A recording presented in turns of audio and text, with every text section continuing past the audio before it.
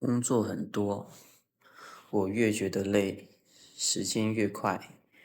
我越来不及，我越努力，问题越多，我越想做好，心里越紧张，老板越看我，我越没信心，我越想休息，工作越多。Hello 大家好សួស្តីកូនសិស្សទាំងអស់គ្នាថ្ងៃនេះលោកsưមានមេរៀនខ្លីមួយទៀតហើយចង់ចូលមកចែកចម្លែកជូនទៅកាន់កូនសិស្សទាំងអស់គ្នាកុំភ្លេចយកសៀវភៅក៏ដូចជាប៊ិចដើម្បីមកកត់ទាំងអស់គ្នាណាហ្នឹងហើយអញ្ចឹងចំពោះមេរៀនថ្ងៃហ្នឹងគឺយើងសិក្សាពាក់ព័ន្ធអំពីវិនចាំងអូខេវិនចាំងអញ្ចឹងវិនចាំងបងប្អូនដឹងហើយគឺអត្ថបទអូខេអញ្ចឹងអត្ថបទនេះគឺជាអត្ថបទខ្លីទេបងប្អូនណាអញ្ចឹងខ្ញុំលើកឧទាហរណ៍អត្ថបទខ្លីមួយនេះដើម្បីមកចែកជូនទៅកាន់បងប្អូនទាំងអស់គ្នាអូខេអញ្ចឹងចំពោះចំណងជើងអត្ថបទខ្លីនេះ工作越多我越觉得累អូខេ工作越多我越觉得累អូខេអញ្ចឹង工作越多អូខេការងារ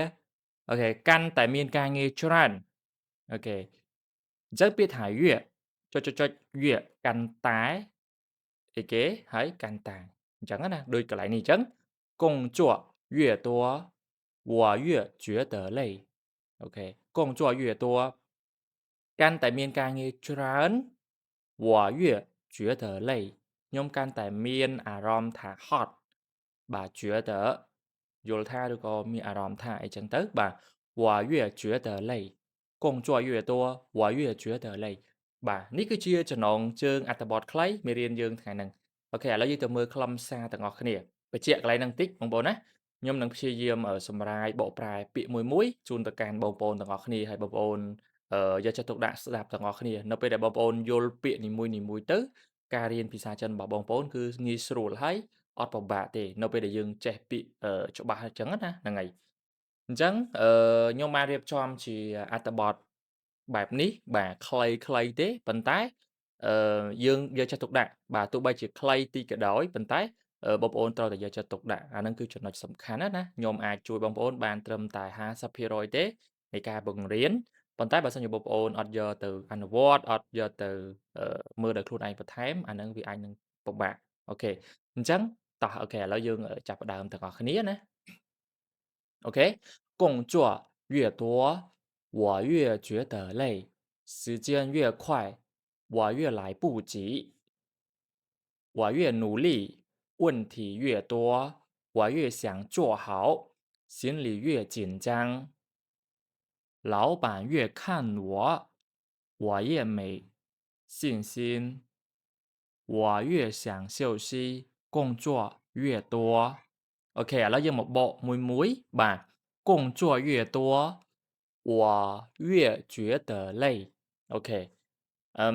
កាន់តែមានការងារច្រើនបាទកន្លែងនេះ工作越多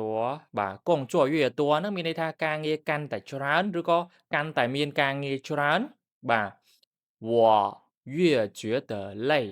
累គឺហត់បាទ我越觉得累ខ្ញុំកាន់តែមានអារម្មណ៍ថាហត់ចឹងណាបាទ时间បាទ时间越快我越来不及បាទ时间越快អូខេអញ្ចឹងពាក្យថា时间គឺយើងបកថាម៉េចបងប្អូនពេលវេលាបាទពេលវេលាកាន់តែលឿនបាទ时间越快បាទពេលវេលាកាន់តែលឿន我越来不及我越来不及បាទខ្ញុំកាន់តែធ្វើមិនទាន់បាទពាក្យថា来不及ហ្នឹងមានន័យថាយើងធ្វើអត់ទាន់ណាបងប្អូនបាទអូខេ我来不及了你要帮忙我一下ខ្ញុំធ្វើអត់ទាន់ទេអ្នកជួយខ្ញុំបន្តិចមកបាទអញ្ចឹង我越来不及ខ្ញុំកាន់តែធ្វើមិនទាន់បាទ时间越快ពេលវេលាកាន់តែលឿន我越来不及ខ្ញុំកាន់តែធ្វើមិនទាន់អូខេយើងបកបែបហ្នឹងណាបាទបន្តទៀត我越努力问题越多បាទពាក្យថា努力គឺយើងបកថាខិតខំប្រឹងប្រែងណាបងប្អូនបាទអញ្ចឹងខ្ញុំនឹងដាក់ពណ៌បន្តិចអូខេនេះកន្លែងនេះ努力អូខេពាក្យថា努力គឺយើងបកថាអីគេបងប្អូនប្រឹងប្រែងបាទ问题越多បាទ问题ហ្នឹងគឺបញ្ហាណា问题你有什么问题អ្នកមានបញ្ហាអីមែនបាទ问题越多បាទបញ្ហាកាន់តែច្រើនណាអូខេអញ្ចឹង我越努力ខ្ញុំកាន់តែប្រឹងប្រែងបាទ问题越多បញ្ហាកាន់តែច្រើនអូខេយើងបកបែបហ្នឹងណាបាទបន្តទៀត我越想做好心里越紧张អូខេ我越想做好ពាក្យថា做好គឺយើងបកថាធ្វើឲ្យបានល្អបាទ做好បាទ心理ពាក្យថា心理ហ្នឹងគឺក្នុងចិត្តបាទពាក្យថា心理ក្នុងចិត្តអូខេហើយពាក្យជាចាំងបាទព្រួយបារម្ភឬក៏ភ័យអីអញ្ចឹងណាបងប្អូនពាក្យជាចាំងបាទអូខេ我也想做好心理越紧张បាទខ្ញុំកាន់តែចង់ធ្វើឲ្យបានល្អអូខេចឹងណាបាទអូខេអឺក្នុងចិត្តកាន់តែភ័យព្រួយបាទមានន័យថាគាត់ចង់ធ្វើការងារហ្នឹងឲ្យបានល្អប៉ុន្តែគាត់នៅមានកូនចិត្តមួយរឿងបារម្ភអីចឹងណា心里越紧张ចិត្តមួយកាន់តែព្រួយបារម្ភអីចឹងទៅបាទន័យគេអញ្ចឹងណាអូខេអញ្ចឹងយើងទៅបន្ទាប់ទៀត老板越看我越没信心បាទ没信心អូខេពាក្យថា老板ពាក្យថា老板នេះខ្ញុំបកថាមេក៏ប៉ុន្តែយើងបកតាកែក៏បានដែរតែខ្ញុំសុំបកមេចុះព្រោះជាទូទៅយើងហៅមេធម្មតាអញ្ចឹងណាបាទ老板អូខេមេឬក៏តាកែអីអញ្ចឹងណាបាទអូខេអញ្ចឹងខ្ញុំសុំបកថាមេចុះប៉ុន្តែយើងអាចបកបានតាកែដូចគ្នាបាទ老板越看我ពាក្យថា看我មើលមកខ្ញុំបាទ看我មើលមកខ្ញុំបាទ我越没信心ពាក្យថា信心គឺទំនុកចិត្តណាបងប្អូនបាទ信心ទំនុកចិត្តបាទ没信心មានន័យថាអត់មានទំនុកចិត្ត没信心就是没有信心បាទអត់មានទំនុកចិត្តបាទ老板越看我越没信心បាទតកែ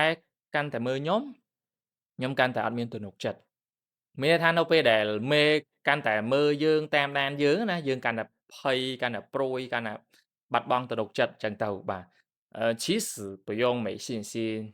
你要加努力បាទយើងមិនបាច់អត់មានទំនុកចិត្តអីទេយើងត្រូវបន្ថែមការខំប្រឹងទៀតបាទអូខេអាហ្នឹងបានត្រូវហ៎បងប្អូនបាទមិនមែនមេកាន់តែមើលការងារយើងភ័យព្រួយតែបងប្អូនណាបើសិនជាយើងធ្វើការងារយើងឲ្យបានល្អទៅវាអត់មានបញ្ហាខ្លាចតែយើងខ្ជិលឬក៏យើងលេះអីចឹងទៅតែបើសិនជាការងារយើងច្បាស់លាស់បាទហ្មត់ចត់没问题បាទចង់គាត់តាមដានអីតាមដានទៅបាទបានគាត់មើលអញ្ចឹងគាត់ដឹងពីការងារយើងណាហ្នឹងហើយតឡើងលុយឲ្យយើងបន្ថែមទៀតអូខេបាទអញ្ចឹងទៅបន្ទាប់ទៀត我越想休息工作越多បាទពាក្យថា休息បាទកន្លែងនេះយើងបកថាសម្រាកបងប្អូនបាទ休息សម្រាកអូខេណានេះ休息សម្រាកអូខេអឺ工作越多បាទ工作越多ហ្នឹងការងារកាន់តែអូខេការងារកាន់តែច្រើនបាទអូខេ我也想休息工作越多បាទខ្ញុំកាន់តែចង់សម្រាកការងារកាន់តែច្រើនបាទអូខេអញ្ចឹងចំពោះការបកប្រែអត្ថបទខ្លីថ្ងៃហ្នឹងគឺមានប៉ុណ្ណឹងណាបងប្អូនបាទអញ្ចឹងសង្ឃឹមថាបងប្អូនទាន់ហើយខ្ញុំគិតថាប៉ុណ្ណឹងគឺអាចទទួលយកបានហើយបងប្អូនដោយសារអីយើងអត់វែងពេកហើយក៏អត់ខ្លីពេកហើយខ្ញុំព្យាយាមសម្រាយពាក្យមួយជូនទៅកាន់បងប្អូនទាំងអស់គ្នាព្រោះអីការស្វែងយល់ពាក្យច្បាស់យើងអត់ពិបាកក្នុងការរៀនភាសាចិននេះដូចខ្ញុំនិយាយអញ្ចឹងនៅពេលដែលយើងចេះពាក្យច្បាស់យើងយល់ពីអត្ថន័យពាក្យអូខេគឺងាយស្រួលក្នុងការរៀនឥឡូវយើងអានបន្តិចមុនយើងបញ្ចប់មេរៀនយើងថ្ងៃហ្នឹងណាហ្នឹងហើយអូខេអញ្ចឹងខ្ញុំសូមដោះម៉ៅចេញវិញអូខេ工作越多我越觉得累时间越快我越来不及我越努力问题越多我越想做好心里越紧张老板越看我我越没信心我也想做好我也想休息工作越多អូខេអញ្ចឹងចំពោះមេរៀនថ្ងៃហ្នឹងគឺមានប៉ុណ្ណឹងហើយបើសិនជាបងប្អូនគិតថាមេរៀនបែបនេះល្អឬក៏បងប្អូនចង់ឲ្យខ្ញុំធ្វើមេរៀនបែបណា បងប្អូនអាច comment នៅក្រោមវីដេអូរបស់ខ្ញុំបានមិនថា YouTube ក៏ដូចជា Facebook Page នៅពេលដែលបងប្អូន